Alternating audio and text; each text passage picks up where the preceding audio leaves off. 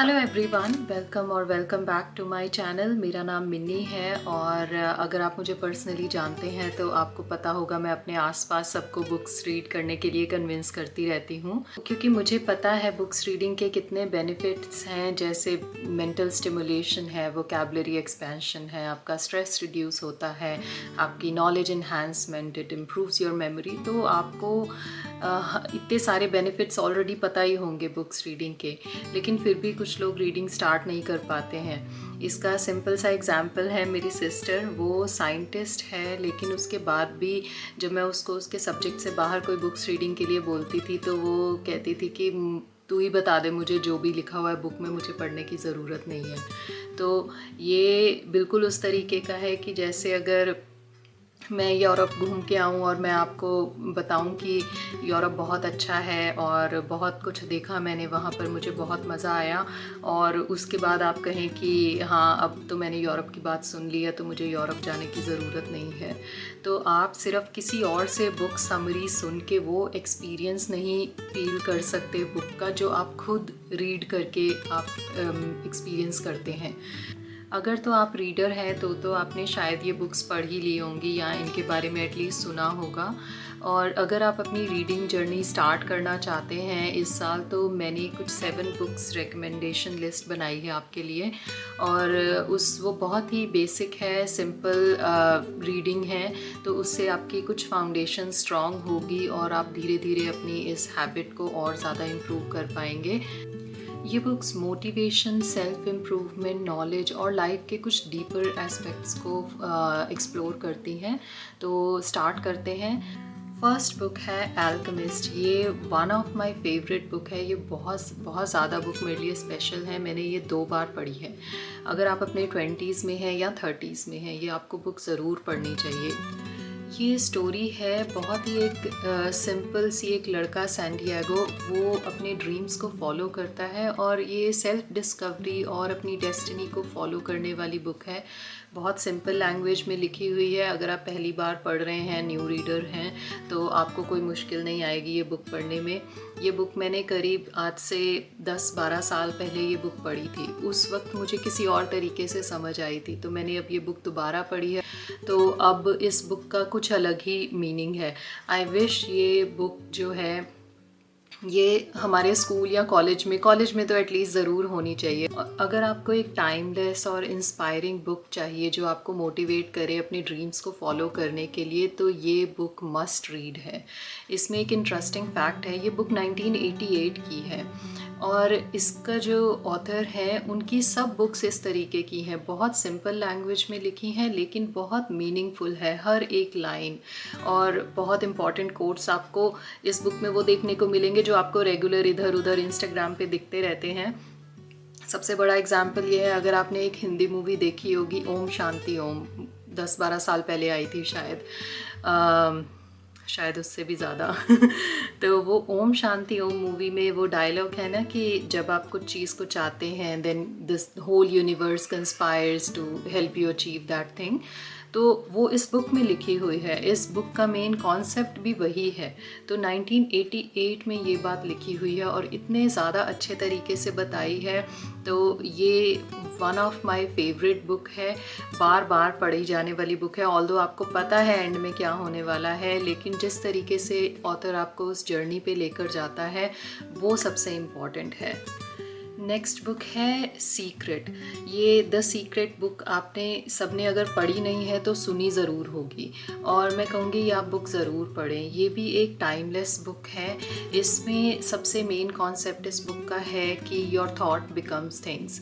तो जो आप सोचते हैं अच्छा या बुरा, वो आप अपनी लाइफ में अट्रैक्ट करते हैं। ये लॉ ऑफ अट्रैक्शन को बहुत डीपली और बहुत अच्छे तरीके से बताया इस बुक में।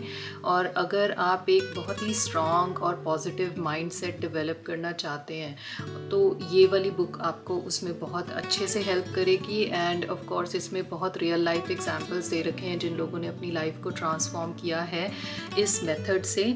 तो ये बुक क्या है, बार बार पढ़ने वाली बुक है। ये बुक मैंने 2-3 बार शायद पढ़ी है। अब ये बुक बार बार पढ़ना इसलिए क्योंकि हमारी नेचुरल टेंडेंसी होती है नेगेटिव सोचने की कोई भी कंडीशन में, पर ये हेल्प करती है, आपको बार बार रिमाइंड करती है कि कैसे आपको पॉजिटिव सोचना है।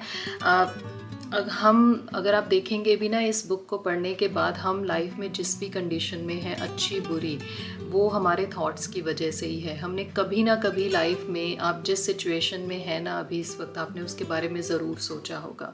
अगर आप किसी अच्छी सिचुएशन में हैं या बुरी में हैं, तो आप एक बार बैठ के सोच के देखें, आपने ज़रूर उसके बारे में पहले सोचा होगा, क्योंकि हम अपने थॉट से ये सारी कंडीशन, सिचुएशन सब अट्रैक्ट करते हैं।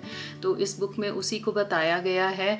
तो ये 2006 की बुक है। इसमें सेम उसी तरीके से बताया है जो फर्स्ट बुक में मैंने एग्जाम्पल बताया कि if you want to achieve something then the world conspires, तो उसी को लेके इसमें बताया है, पर इसको बहुत ज़्यादा डीपली बताया गया है। वो फर्स्ट बुक जो है वो एक स्टोरी है सैंटियागो की।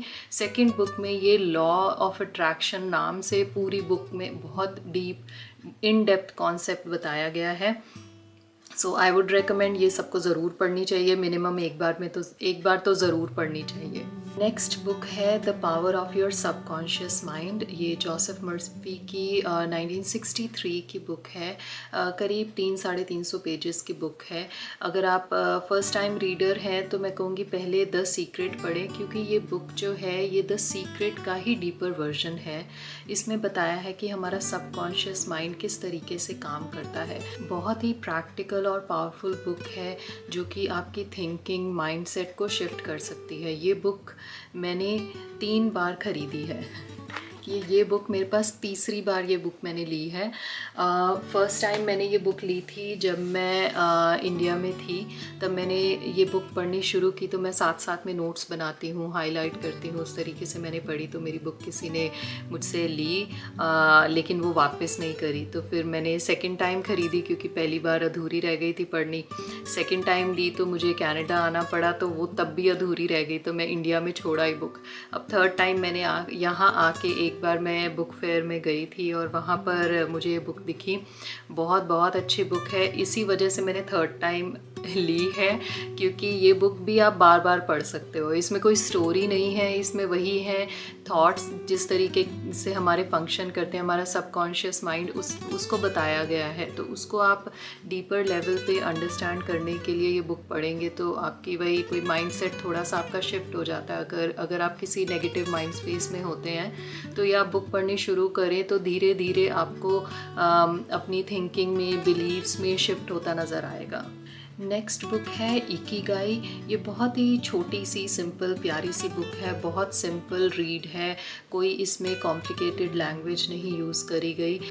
इकिगाई एक जापानीज़ कॉन्सेप्ट है जो आपको पर्पसफुल और मीनिंगफुल लाइफ जीने की फ़िलॉसफी सिखाता है। ये फ्लो ऑफ स्टेट की भी बात करते हैं, जो कि कुछ हद तक मुझे लगा मेडिटेशन से सिमिलर है। जैसे मेन फ्लो ऑफ स्टेट का जो कॉन्सेप्ट है, इट बॉयल्स डाउन टू कि आप प्रेजेंट में रह के कौन सी चीज़ एंजॉय करते हैं। जब आपको टाइम का, अपने आसपास का, किसी चीज़ का ख्याल नहीं रहता, आप एक चीज़ को इतने फोकस और कंसंट्रेशन से काम वो करके एंजॉय करते हैं, तो वो फ्लो ऑफ स्टेट कैसे अचीव करी जा सकती है, कैसे लॉन्ग टर्म हैप्पीनेस कैसे अचीव करी जा सकती है, उसके बारे में बताया है।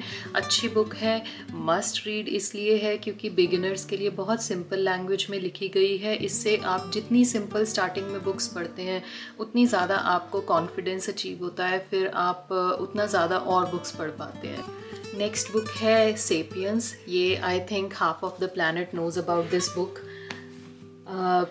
ये अगर आपको हिस्ट्री और ह्यूमन एवोल्यूशन के बारे में पढ़ना पसंद है तो ये बुक मस्ट रीड है। इसमें हमारी बताया गया है कैसे इंसान जो है, होमो सेपियंस, एक नॉर्मल स्पीशीज़ से कैसे धीरे धीरे करके डोमिनेंट स्पीशीज़ बन गई। इसमें ह्यूमन हिस्ट्री को इतने इंगेजिंग तरीके से बताया गया है कि ऐसा लगता है आप स्टोरी पढ़ रहे हैं। बिगिनर्स के लिए ये थोड़ी सी लेंदी रीड हो सकती है, 500-550 पेजेस की बुक है, लेकिन आपको पढ़नी ज़रूर चाहिए। बहुत एंगेजिंग और आई ओपनिंग बुक है ये। अब ये 5 बुक्स तो हो गई बेसिक बुक्स हैं। अगली 2 बुक्स जो है वो मैं कहूँगी ऑप्शनल आप ले लीजिए। 6th बुक है ये पर्सनल फाइनेंस फॉर डमीज़। ये मैंने कनाडा में हूँ मैं, तो कैनेडियन वर्जन मैंने आपको बताया है। इसमें अगर आप किसी और कंट्री में हैं तो वहाँ की कोई भी एक बेसिक फाइनेंशियल बुक ज़रूर पढ़ें, जिससे आपको सेविंग्स के बारे में, इन्वेस्टिंग के बारे में, आपको मनी मैनेजमेंट मेनली पता लग जाए कैसे होता है। वैसे तो हमारे स्कूल कॉलेजेस में ये पढ़ाया जाना चाहिए। अगर आपके पास फाइनेंस सब्जेक्ट नहीं है तब भी पढ़ाया जाना चाहिए। आई विश हमें पढ़ाया गया होता। मुझे कुछ भी नहीं पता था कि कैसे मनी मैनेजमेंट कैसे होता है, कैसे इन्वेस्टिंग होती है, कैसे सेविंग होती है। तो इसमें बहुत बेसिक तरीके से स्टार्ट किया गया है। अगेन कनाडा का ये वर्जन है। आपको अपनी कंट्री के हिसाब से आपको एक अच्छी सी बुक ढूंढें और अपनी फाइनेंशियल लिटरेसी क्योंकि सबके लिए ज़रूरी है, तो आपको कोशिश करनी चाहिए आपको एटलीस्ट बेसिक पता हो। अगर आप जॉब करते हैं, कमाते हैं, तो आपको पता होना चाहिए बजट कैसे बनाया जाता है, अपने टैक्स कैसे फाइल किए जाते हैं। यहाँ पर कनाडा में जब मैं आई तो मुझे कुछ नहीं पता था कि RRSP क्या है, TFSA क्या है, RESP क्या है, FHSA क्या है। ये छोटे छोटे चीज़ें हैं जो कि इनको बहुत अच्छे तरीके से इन्होंने बताया है। अगर आपको फाइनेंस के बेसिक्स समझने हैं एक रेगुलर लाइफ जीने के लिए, कुछ एडवांस नहीं है इसके अंदर, बहुत बेसिक बातें बताई गई हैं, तो ये बुक ज़रूर पढ़नी चाहिए। अगली बुक है लाइट ऑन योगा। अगर आप योगा करते हैं या नहीं करते हैं लेकिन योगा की फ़िलॉसफी को डीपली समझना चाहते हैं, इस बुक से अच्छा आई थिंक और कुछ नहीं है। अगर ये एक मतलब गाइड नहीं है कि योगा कैसे किया जाता है, ऑल्दो इसमें बताया गया है सारे आसनों के बारे में, पर स्टार्टिंग में अगर आप ये बुक पढ़ने लगेंगे ना तो बिगिनर्स के लिए थोड़ी बोरिंग हो सकती है। तो मैं एक रीडिंग प्लान बताऊँगी आपको कि आप कैसे कर सकते हैं। पर आपको ये बुक मैं कहूँगी बहुत धीरे धीरे करके अगर आप पढ़ेंगे तो बहुत ज़्यादा बेनिफिशियल होगी। आपको ये कंप्लीट माइंड बॉडी वेलनेस के बारे में आपको पता चलेगा। तो ये बुक मैंने अभी ख़त्म नहीं की है, ये मैं कोशिश करती हूँ मैं घर पे शाम के टाइम पे पढूँ जब मैं रिलैक्स करना चाह रही हूँ, क्योंकि मैं एक टाइम पे एक बुक नहीं पढ़ती, मैं 3-4 बुक मैंने स्टार्ट की होती हैं। तो ये बुक मैं घर पे रखी है, मैं शाम को पढ़ती हूँ। मेरे ऑफिस में एक और बुक है, वो मैं ऑफिस के ब्रेक्स में पढ़ती हूँ। तो ये अलग अलग टाइम पे अलग अलग बुक्स आप अपने मूड के हिसाब से ऐसा प्लान कर सकते हैं पढ़ना। अब बात करते हैं रीडिंग प्लान की, how to finish these books in 2025। अब अगर इन बुक्स के सारे आप पेजेस जोड़ देना, आप मान लीजिए आप यही 7 बुक्स पढ़ना चाहते हैं, आप बिगिनर हैं और आपने सोचा है कि मुझे इस साल बहुत बुक्स पढ़नी है, तो आप अगर ये 7 बुक्स भी लेते हैं तो इनके सारे पेजेस को जोड़े तो करीब 2300-2400 पेजेस बनते हैं। और इस साल में आपके पास करीब अभी 300 दिन है, तो अगर आप दिन के 8 से 10 पेजेस भी पढ़ते हैं ना, तो भी ये आप ईयर एंड तक आप ये सारी बुक्स ख़त्म कर सकते हैं। और अगर आप और ज़्यादा स्पीड से पढ़ना चाहते हैं, 10-15 पेजेस पढ़ेंगे तो और जल्दी ख़त्म हो जाएंगे, तो आप एक आधी और बुक ऐड कर सकते हैं।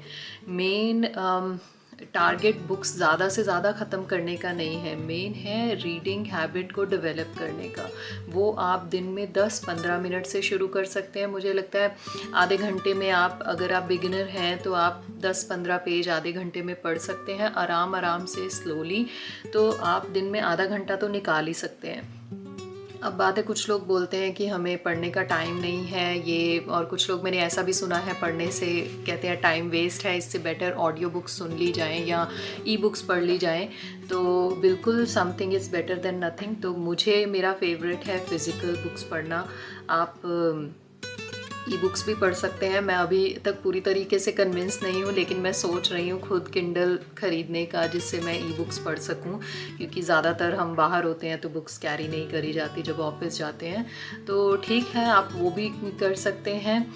Audio books I am not convinced अभी तक, पर हाँ, अगर नहीं कुछ और पढ़ना तो ऑडियो बुक से ऑडियो समरी सुन के भी काम चलाया जा सकता है।